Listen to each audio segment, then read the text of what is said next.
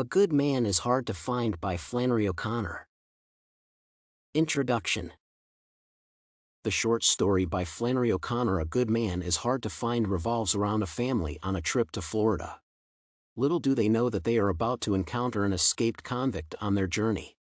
The narrative's literary elements, including point of view, setting, character, plot, and structure, have enhanced the author's description.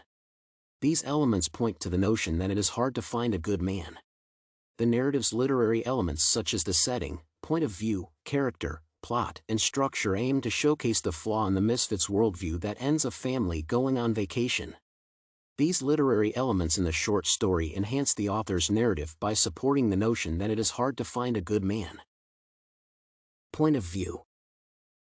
The narrator's point of view posits that individuals make decisions suitable for their happiness while failing to consider others' feelings. The grandmother tries to discourage her children from going on the trip to Florida and opts for Tennessee. She does this to meet her friends. The character ironically claims that she fears they will encounter a violent criminal she hears about.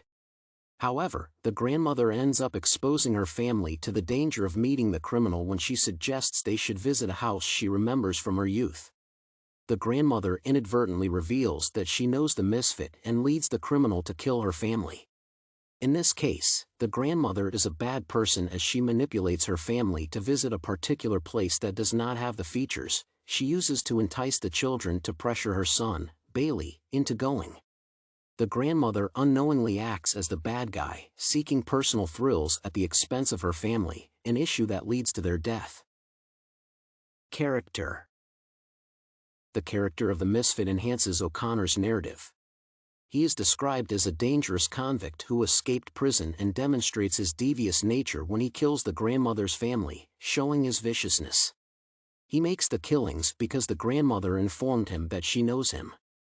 His attitude does not follow the notions of morality because he does what he will.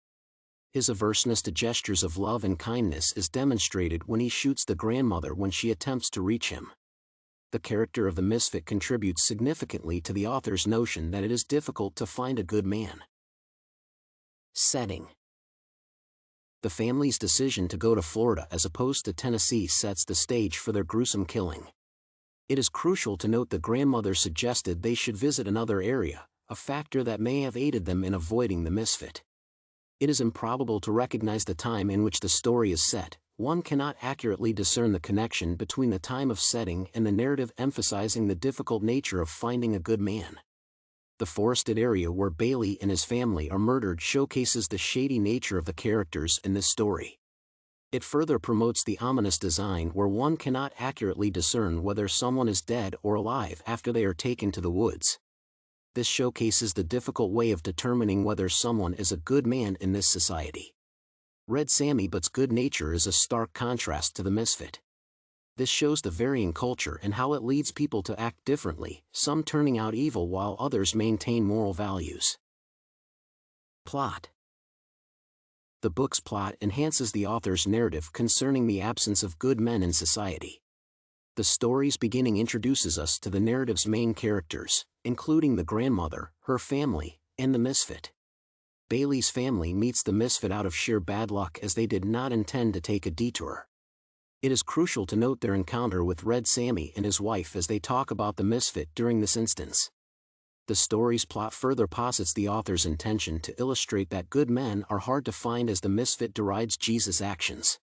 He finds fault in good deeds and claims they are an imbalance in nature. The misfit does not consider that killing others could be a mistake or cause an imbalance, seemingly condemning righteous actions. It is prudent to note the misfit does not take responsibility for killing his father, seemingly taking on the victim role as he does when he mentions Jesus. The audience can discern he does not speak truthfully and lives in a world where criminals are not wrong as one is arrested without cause, a delusional notion. Structure. The author uses a narrative structure that gradually introduces the audience to various characters in the story. One can tell the grandmother plays a major role in this instance as she seeks to have the family go her way instead of going along with what they have agreed on as a family. She manipulates the parents by using the children as an excuse, a fact that works when they take the detour that kills them. The misfit and his men meet the family in trouble and further posit the story's narrative, that good men are hard to find. They kill 3 children without batting an eye and proceed to mock the grandmother for trying to save her lie. This cold nature illustrates their vicious and evil nature, emphasizing O'Connor's argument. Conclusion. O'Connor uses literary elements to demonstrate the efficacy of his title. The characters, setting, plot, structure, and point of view lead Bailey's family to their doom. They meet various people along the way who further propagate this notion through their experiences.